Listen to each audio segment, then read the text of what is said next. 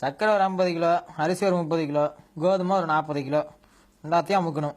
Sir ஆ sir ration card வேணும் sir. Ration card வேணுமா? வீடு இருக்கா? இருக்கு சார்.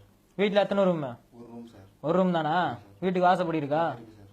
பாத்ரூமு 3 ரூம் வந்துருச்சு. 3 ரூம் இருந்தால் ரேஷன் கார்டெலாம் கொடுக்கக்கூடாது அப்படின்னு ரூலு. ரேஷன் கார்டு இல்லை, கிளம்பு. என்னடா இது இப்படி அநியாயம் பண்றீங்க? ஓவரா பேசினா குன்ற சத்தல் பிடிச்சி போட்டுரும். படையப்பா. ஐயா ஆ இந்த ரேஷன் கார்டு. ரேஷன் கார்டு வேணுமா? ஆமாய்யா. கல்யாணம் ஆயிடுச்சா?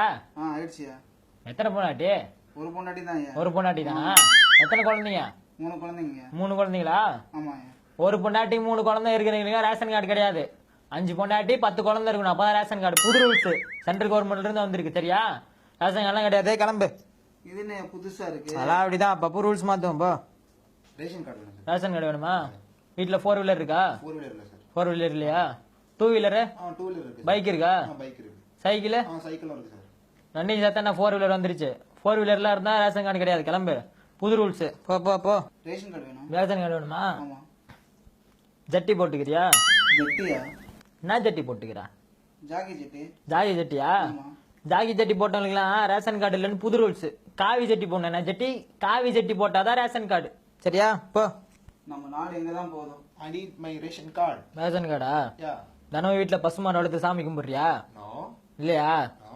நம்ம காலைல வெறும் வயிற்றுல மாட்டு கோமியம் குடிக்கிறியா? You mean urine? Kavi urine. No. I don't drink urine. இல்லையா? No. ரேஷன் கார்டு இல்ல, கிளம்பு. You bullshit. What the fuck, man? ஐயா, அதிகாரி ஐயா, ரேஷன் கடையில எதுவும் கொடுக்காம எங்க வயித்துல இப்படி அடிக்கிறீங்களா ஐயா? நான் ஏழையா? ஆமா ஐயா. ஏழைங்களா இதுக்கு இந்தியாவில் உயிரோடு இருக்கீங்க, போய் இங்க சாவுங்க. அதனாலதான் புது புது திட்டம் கொண்டு வந்து ஏழைங்க எல்லாத்தையும் கொள்றோம் இந்தியாவில். இப்படி புது புது திட்டம் எடுத்துட்டு வந்து எங்க குடும்பத்தை அடிக்கிறீங்க, எங்களை ரொம்ப கொடுமைப்படுத்துறீங்க ஐயா. நீங்க நல்லாவே இருக்க மாட்டீங்க, நாசமா போயிடுவீங்க. இங்க இங்க ஒரு நிமிஷம்.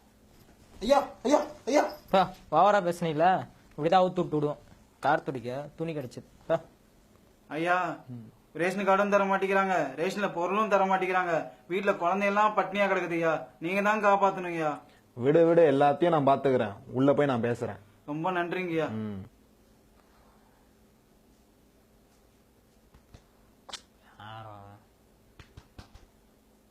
தலைவரே உட்காருங்க. தலைவரே உட்காரு. தலைவரே, நீங்க சொன்ன மாதிரி ஊர் மக்களுக்கு யாருக்கும் ரேஷன் பொருளே கொடுக்கல, எல்லாத்தையும் நாமளே அமைக்காச்சு. லாரி எடுத்துட்டு வந்திருக்கீங்களா? எல்லாத்தையும் ஏத்திக்கிங்க. அவங்க எல்லாம் உயிரோட இருந்து என்னத்தை சாதிக்க போறானுங்க, என்னத்தை கிழிக்க போறானுங்க? அவங்களாம் இதுக்கு உயிரோட வாழணும். எல்லா பொருளும் நீங்க வச்சுங்க. உங்களை மாதிரி அரசியல்வாதிங்க தான் நல்லா வளரணும். அதுக்காக தான் இந்த அரசாங்கமும் இந்த திட்டங்களும், சரிங்களா?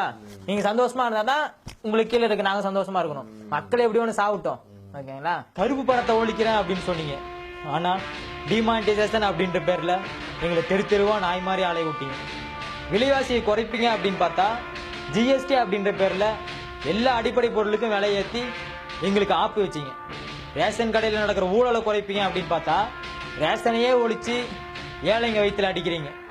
கேஸ் சிலிண்டருக்கு மானியம் கொடுக்குறோம் அப்படின்ற பேர்ல பேங்க் அக்கௌண்ட் ஓபன் பண்ணுங்க, ஆதார் கார்டு எடுங்க அப்படின்னு சொல்லிட்டு எங்களை அலைய விட்டுட்டு இப்போ கேஸ் சிலிண்டருக்கு மானிய ரத்து அப்படின்னு அதிர்ச்சி அறிக்கை வெளியிடுறீங்க. உண்மையிலேயே நீங்க பைத்தியம் தானா இல்ல பைத்தியம் மாதிரி நடிக்கிறீங்களா?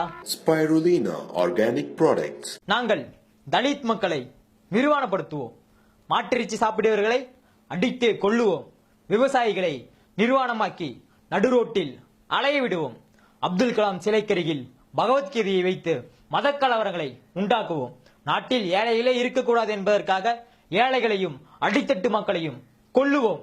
இதுவே எங்கள் கட்டளை, கட்டளையின் சாசனம். ஆனால் இதை நாங்கள் புதிய இந்தியா, டிஜிட்டல் இந்தியா, ஏழைகளின் இந்தியா, வாழ்ந்தோரும் இந்தியா என்று பெருமையாக பீற்றிக்கொள்வோம். நிலை மாறும் உலகில் நிலைக்கும் என்ற கனவில் வாழும் மனித